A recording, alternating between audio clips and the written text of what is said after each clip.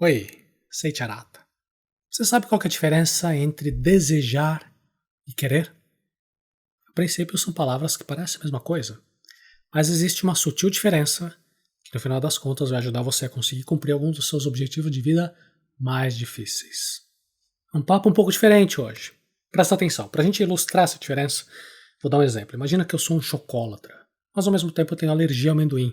E vem alguém que me oferece um chocolate delicioso, mas que tem amendoim no meio.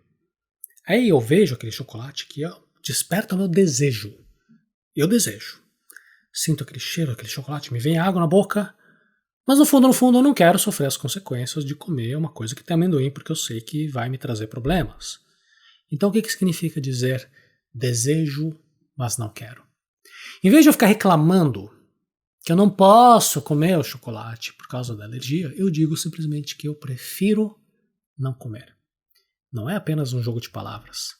Não estou simplesmente trocando aquele ai, mas eu não posso por eu não quero. O que eu estou fazendo aqui, estou fortalecendo meus valores pessoais, eu estou fortalecendo as minhas intenções, eu estou treinando a minha resistência.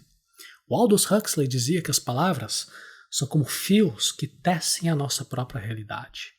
Por que é importante tudo isso? A gente ter essa clareza da diferença entre desejar e querer. Porque assim eu trago para a minha realidade a distinção entre o desejo por impulso e o verdadeiro querer que é racional. O desejo impulsivo é um obstáculo que existe entre você e o objeto daquilo que é desejado. Por exemplo, no caso do chocolate, chocolate é a fonte de satisfação e o desejo que está separando o amante do chocolate e a fonte de satisfação. No momento que eu como chocolate, resolveu o problema, não tem mais desejo. Por isso que a gente fala, a posse mata o desejo. Então nesse exemplo, por mais que eu goste de chocolate, eu tenho a minha saúde como um dos meus valores pessoais maiores. Eu tenho a intenção de proteger minha saúde apesar das tentações. Então, quando me deparo com chocolate recheado com amendoim, por mais que eu tenha o desejo de comer, eu resisto porque no fundo o que eu mais quero é preservar o meu valor pessoal, no caso, a saúde. E se eu fosse um animal irracional, se eu não respeitasse os meus valores, eu teria comido chocolate recheado e, mesmo sabendo de tudo isso, eu teria as reações alérgicas que o amendoim poderia trazer para mim. Porém, como eu sou uma criatura inteligente, eu sou capaz de entender as consequências das minhas escolhas, eu posso avaliar se realmente eu quero, racionalmente falando, comer o chocolate e assumir as consequências da alergia. Eu tenho escolhas. Fica muito óbvio agora para mim, usando o meu raciocínio, em última instância, eu não quero. E o meu querer racional diz que a resposta para a pergunta, você quer comer esse chocolate? É não. Não quero. Desejo, mas não quero. Veja que quando eu entendo tudo isso, eu troco aquele frustrante ai, eu não posso, por um genuíno, esclarecido e sábio eu não quero. E essa escolha de palavras parece sutil, mas ela pode significar a troca de uma vida de frustrações por uma existência baseada em escolhas que me levam rumo aos meus grandes objetivos, rumo às metas que estão alinhadas com meus mais altos valores pessoais. Que quando eu digo, ai, eu não posso, eu estou sentindo pena de mim mesmo, não é? Eu quero que outras pessoas sintam pena de mim, como uma maneira de eu chamar atenção. Agora, quando eu digo, eu não quero, eu prefiro não fazer, eu mostro que eu tenho determinação, tenho clareza, e eu estou superando meus desejos impulsivos. Tome decisões conscientes com base naquilo que você realmente quer. Olha, o ponto mais importante dessa nossa conversa é a paz interna que você pode conseguir investindo em decisões conscientes. E para decidir conscientemente, nós temos que equilibrar a satisfação dos desejos com a análise das prováveis consequências. A vida de quem não tem essa tomada consciente de decisões rapidamente pode se transformar em uma vida maluca, uma vida conturbada, que não tem equilíbrio entre desejar e querer. Parece que a pessoa é sempre incoerente, ela vai para rumos que são errados. É um desequilíbrio que leva ao sofrimento. É como um carro que tem um dos eixos quebrados e fica rodando em círculos, né? Nunca vai adiante, nunca chega a um destino final. A causa do desequilíbrio não é o desejo em si, isso é muito importante. É normal ter desejos, nós não precisamos reprimir o desejo, inclusive é saudável ter desejos de uma forma positiva, que vai me servir como uma aspiração, como uma bússola que indica o futuro para onde eu quero seguir. Uma vida com tranquilidade me permite reconhecer os desejos entender quais são as escolhas. O problema é quando nós ficamos sempre querendo satisfazer todos os desejos, sem pensar nas consequências. E aí você vai cultivando, né, essa coisa de satisfazer o desejo, inclusive fora de hora, em situações erradas, achando que todo desejo tem que ser satisfeito. Não saber controlar os próprios desejos é uma fraqueza de caráter, por isso que tem muitas práticas espirituais, filosóficas, que sugerem você viver uma vida com mais restrições, com privações, uma vida reservada. E aí você vai cultivando a capacidade de superar aqueles desejos inadequados. Mas eu não estou aqui sugerindo que você tenha uma vida com privações, que você fique sempre reprimindo seus desejos. Mais uma vez, é normal ter desejos. O que o seu desenvolvimento pessoal vai fazer é elevar o poder de tomada de decisão consciente. Aí você pode, de verdade, chegar num ponto de você dizer que, apesar de você desejar algo, você escolheu não querer. Isso é você se libertar da prisão do desejo, de você não ser escravo dos seus próprios desejos.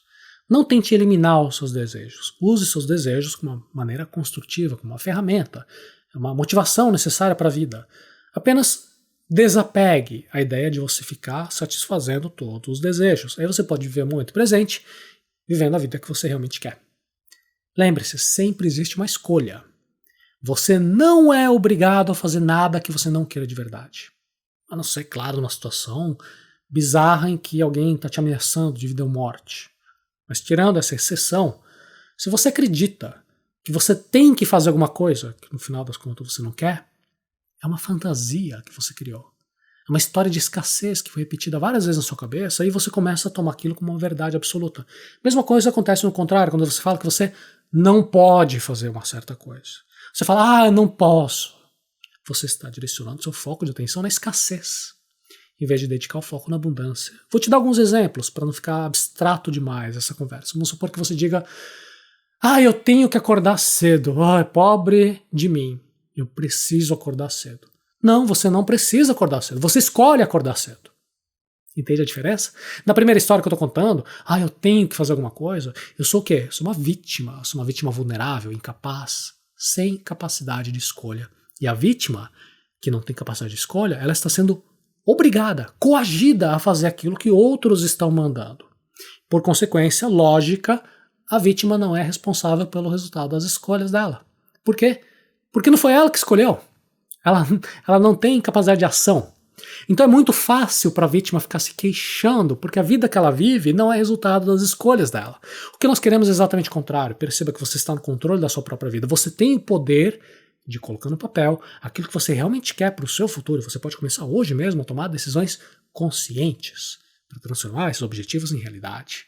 E com isso, a cada obstáculo que você vai encontrar na sua vida, você vai saber fazer a escolha mais sábia, racional, entre todas as escolhas, entre todas as opções possíveis. E quando você entende que você é o criador da sua própria história, você passa a ter mais responsabilidade pelos seus próprios resultados, você compreende a importância de você fazer melhores escolhas, decisões baseadas naquilo que você realmente quer, e não apenas nos seus desejos impulsivos.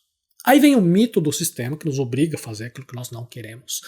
Quando eu falo sobre isso, eu sei que é natural aparecer aquela vontade de rebater o argumento dizendo, não, é o sistema que me obriga a fazer as coisas que eu não quero. Muito bem. Supostamente nós somos obrigados a fazer várias coisas que nós não queremos. Temos um trabalho que nós não gostamos, mas a gente tem que trabalhar. Eu tenho que trabalhar para pagar as contas no final do mês. Eu sou obrigado a conviver com aquelas pessoas, né, aquele grupinho, porque tem as convenções sociais. Eu sou obrigado a fazer tais coisas porque as pessoas demandam de mim. E eu sei que é assim que nós somos ensinados a pensar, mas a verdade é que tudo isso é apenas uma história. É uma história de escassez que você ouviu tantas vezes que começa a interpretar aquilo como verdade. A gente acaba virando gado. E a boa notícia é que você pode substituir essa história por uma nova história, uma história de abundância. Você pode desaprender essas lições equivocadas, você pode começar a contar para você mesmo uma nova história, uma história com ações baseadas naquilo que você realmente quer e não naquilo que a sociedade espera de você. Vamos imaginar um exemplo prático, você fala assim, eu odeio meu emprego, mas eu tenho que ir trabalhar, eu não tenho escolha, eu tenho que ir trabalhar. Odeio meu chefe mal educado. Odeio meus colegas fofoqueiros. Você é obrigado a trabalhar? Não, não é obrigado, você está livre a qualquer momento para pedir demissão.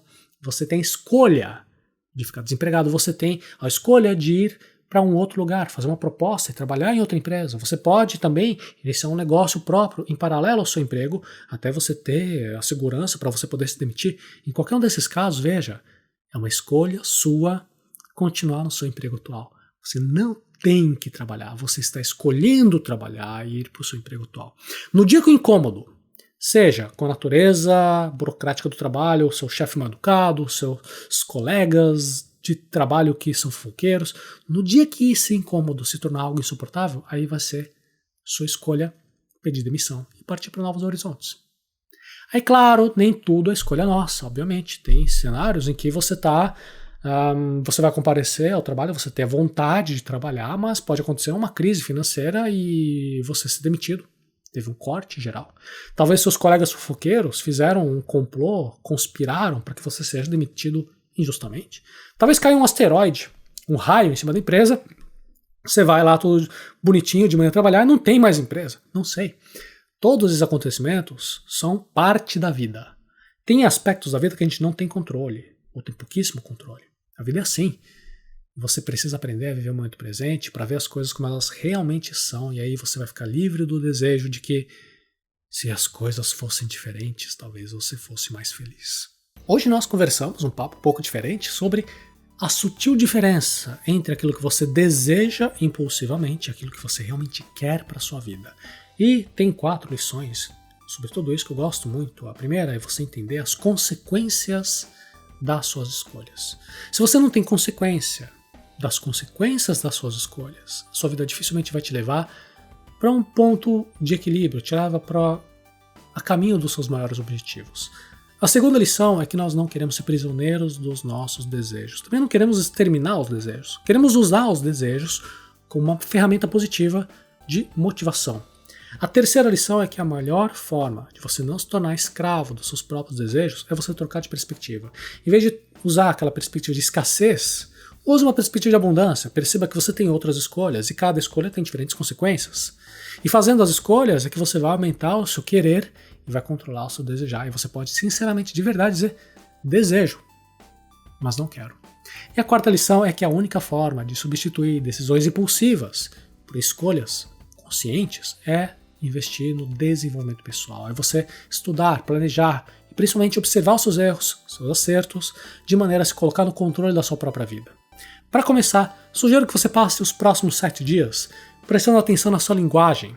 Em vez de você dizer que você não pode fazer alguma coisa, explica o que você realmente quer fazer. Lembre-se, sempre existe uma escolha. Você não é obrigado a fazer nada que você realmente não queira.